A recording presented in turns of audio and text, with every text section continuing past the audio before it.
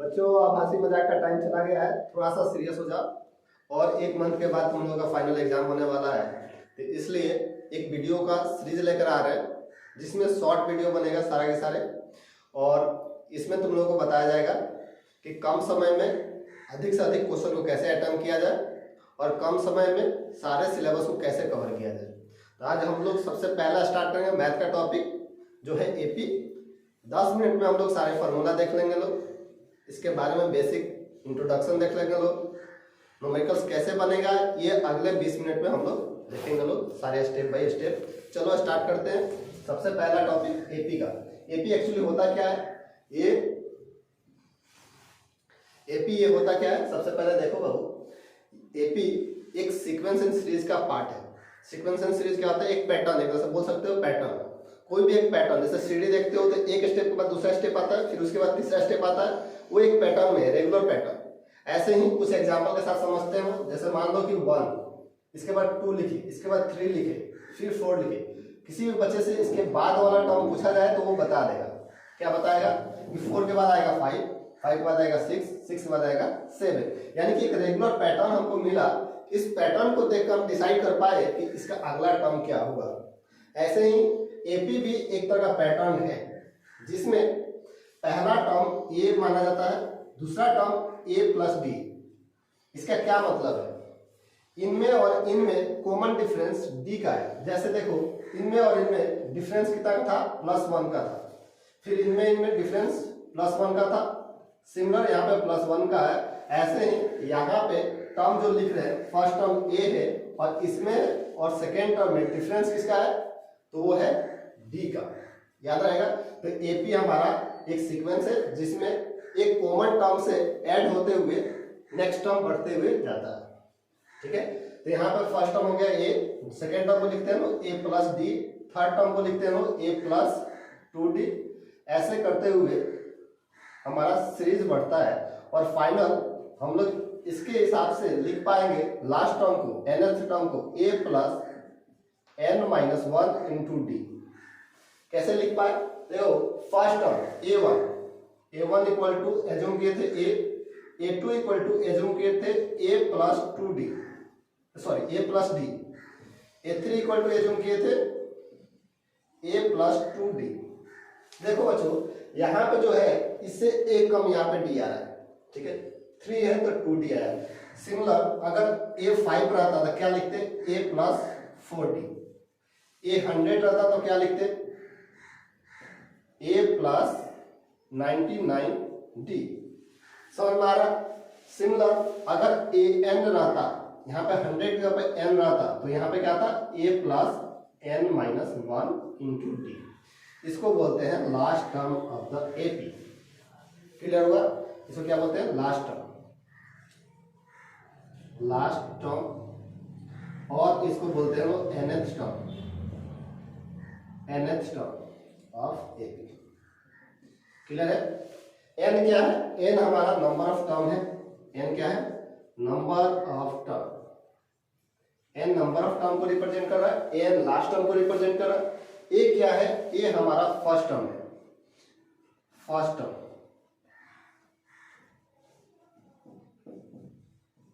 a हमारा first term है। d क्या है, d हमारा कॉमन डिफरेंस है, कॉमन डिफरेंस। क्लियर हुआ। डी हमारा कॉमन डिफरेंस है। तो ये कुछ एपी का बेसिक इंट्रोडक्शन था। आगे बढ़ते हैं, इस फॉर्मूला को आगे लेकर चलते हैं। तो हम लोग को एक फॉर्मूला मिल गया कि an लिखना है, एपी का लास्ट टर्म लिखना है या कोई भी टर्म लिखना है, an equal to a plus n-1 into d का यूज करके हम लोग लिख पाएंगे कोई भी टर्म लिखना हो। तो फर्स्ट फॉर्मूला मिला। ठीक है, अब यहाँ पे हम लोग देखेंगे लोग कि कॉमन डिफरेंस जो हमारा डी था वो कैसे निकालेंगे। डी निकालने का तरीका होता है, कोई भी टर्म नेक्स्ट टर्म में से प्रीवियस टर्म को माइनस कर दो, यानी कि लास्ट टर्म माइनस उससे पहला वाला टर्म। ठीक है, या फिर बोल सकते हैं a2 माइनस a1, या फिर बोल सकते हैं a3 minus a2, last term minus उसके प्रीवियस टर्म को कर दोगे तो ये आता है कॉमन डिफरेंस डी। ठीक है, तो यहां से हमारा सेकेंड फॉर्मूला मिल गया, common difference equal to next term minus previous term. याद रहेगा?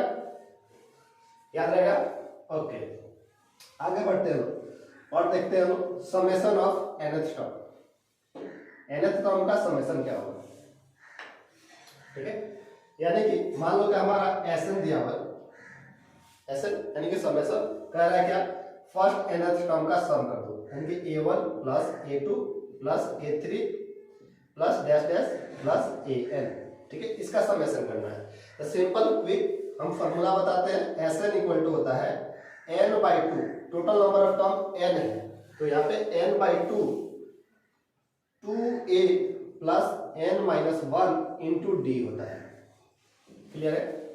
Sn क्या होता है? Summation of nth term. या फिर एक और फॉर्मूला हम लोग लिख सकते हैं n/2 into a plus an, a plus an। ये फॉर्मूला कैसे है? an हमारा लास्ट टर्म है, an हमारा क्या है? लास्ट टर्म है। ये फॉर्मूला कैसे आया? यहाँ देखो, इसको 2a को हम क्या a प्लस a लिख सकते हैं, और यहाँ पर था n-1 इंटू डी। ध्यान से देखना, तो यहाँ पर हमको मिलेगा a plus n-1 into D, यानी कि an होगा। यहाँ पर हम सब्स्टिट्यूट कर दिए a, हमको मिल गया n/2 a plus an। Clear है? तो ये हमारा फॉर्मूला मिला Sn। क्लियर हो गया? इस फॉर्मूला को भी नोट डाउन कर लो, दोनों फॉर्मूला का हम लोग यूज करेंगे। तो अभी तक हमको कितना मिल गया? First, second, third.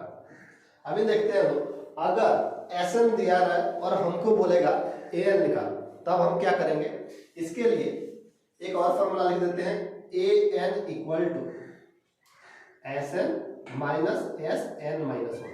जैसे d निकाल रहे थे, नेक्स्ट टर्म में से प्रीवियस टर्म का माइनस कर रहे थे, प्रीवियस टर्म को, ऐसे ही an निकालने के लिए summation of nth term minus summation of n-1th term, यानी कि उससे एक टर्म पहले वाला माइनस कर दो। क्लियर है? ये होता है फॉर्मूला। एग्जांपल से समझ लेते हैं। जैसे मान लो यहाँ पे एग्जांपल दे रहे हैं, यहाँ पर दिया हुआ S12 चाहे S5, ठीक है, यानी कि a1 plus a2 plus a3 plus a4 then a5, और यहाँ पे S4 दिया हुआ है, यानी कि a1 plus a2 plus a3 plus a4। इन दोनों का अगर हम माइनस करते तो क्या मिलेगा? S5 minus S4 is equal to a5 मिला, यानी कि a5। देखो यहाँ पर 5 को हम लोग n से एज्यूम किए हैं, 5 को किसे एज्यूम किए हैं? n से। ठीक है, यानी कि a5 यानी कि an इक्वल टू S5 यानी कि Sn माइनस n में से 1 कम है, यानी कि Sn-1। क्लियर है? तो ये फॉर्मूला नंबर 4। ये 4 फॉर्मूला है, और ये 4 फॉर्मूला पे हम लोग पूरा क्वेश्चन करेंगे लोग। ठीक है, सीक्वेंस बताएंगे लोग, कैसे दिया रहेगा क्वेश्चन वो भी समझाएंगे लोग। ठीक है, ध्यान से देखो। यहाँ तक अगर किसी को कोई डाउट है तो कमेंट सेक्शन ओपन है, कमेंट करके अपना राय रखो। कौन सा टॉपिक क्लियर नहीं हुआ वो भी कमेंट करो।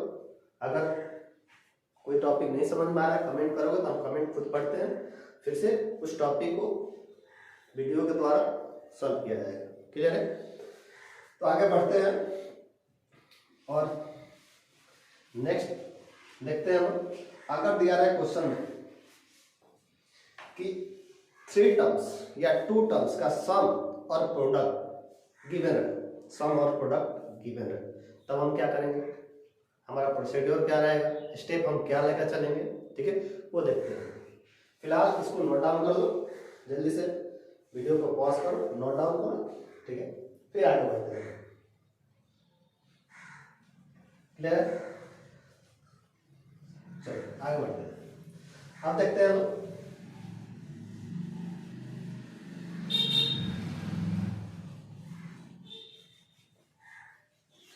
मान लो कि अगर दिया रहा है क्वेश्चन में कि 3 टर्म्स एपी में है और इनका समेशन दिया हुआ है, सम और प्रोडक्ट दिया हुआ है, 3 टर्म्स का सम एंड 3 टर्म्स का प्रोडक्ट, तो उसको हम लोग एज्यूम कैसे करेंगे? एज्यूम करने का तरीका है, 3 टर्म्स दिया है तो 3 टर्म्स दिया है तो उसको एज्यूम करेंगे लोग। पहला टर्म को हम लोग एज्यूम करेंगे लोग ए, ए प्लस डी और इधर एज्यूम करेंगे लोग ए माइनस डी। ये हमारा फर्स्ट टर्म हो जाएगा, ये सेकेंड टर्म हो जाएगा, ये थर्ड टर्म हो जाएगा जब 3 टर्म्स दिया है। ठीक है, इससे फायदा क्या होगा, जब क्वेश्चन सॉल्व करेंगे तब दिखेंगे। ठीक है, नेक्स्ट अगर 2 टर्म दिया रहे तो क्या करेंगे, 2 टर्म दिया रहे तो फर्स्ट टर्म को हम लोग ए माइनस डी मानेंगे और सेकेंड टर्म को ए प्लस डी मानेंगे। ठीक है, ऐसे करेंगे।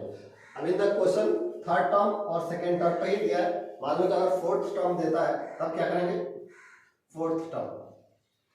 इसके लिए फर्स्ट टर्म को ऐसे मानेंगे लोग ए प्लस डी, ए माइनस 3d, सॉरी ए प्लस 3d, बैक आ जाओ ए माइनस डी और इससे बैक आओ तो ए माइनस 3d, यानी कि इवन टर्म रहेगा तो 2d का डिफरेंस आ रहा है, ये में देख सकते हैं 2d का डिफरेंस आ रहा है, और ऑड टर्म आ रहा है तो ओनली d का डिफरेंस आ रहा है। ठीक है, जैसे फिफ्थ टर्म दिया है, ठीक है, तब क्या मानेगा ए प्लस डी, ए प्लस 2d, इधर क्या मानेगा ए माइनस डी फिर ए माइनस 2d, ऐसे करेंगे। देखो फायदा क्या होगा, जब हम लोग ऐड करेंगे तो डी कैंसिल आउट हो जाएगा, ए का वैल्यू इजीली हमको मिल जाएगा। ठीक है, और ए का वैल्यू मिलेगा तो प्रोडक्ट में सब्स्टिट्यूट करके डी का वैल्यू निकाल पाएंगे। क्लियर है, इसलिए हम लोग ये स्टेप को लेके चलेंगे लोग। ठीक है, इस स्टेप से हम लोग सॉल्व करेंगे। फटाफट स्क्रीनशॉट लो, आगे बढ़ते हैं। ठीक है, एक और टॉपिक बच रहा है, लास्ट टॉपिक है, वो है अरिथमेटिक मीन, जिसको एएम बोलते हैं। क्या बोलते हैं लोग, एएम। गुड, ठीक है, तो अरिथमेटिक मीन देखते हैं लोग, am. If A, B and C are in AP, ठीक है, A B C अगर AP में है then B equal to A plus C by 2 लिखा जा सकता है। ठीक है, और हमारा B क्या कहलाता है, अरिथमेटिक मीन, इसको ही बोलते हैं हम AM। क्लियर है, ये आता है अरिथमेटिक मीन।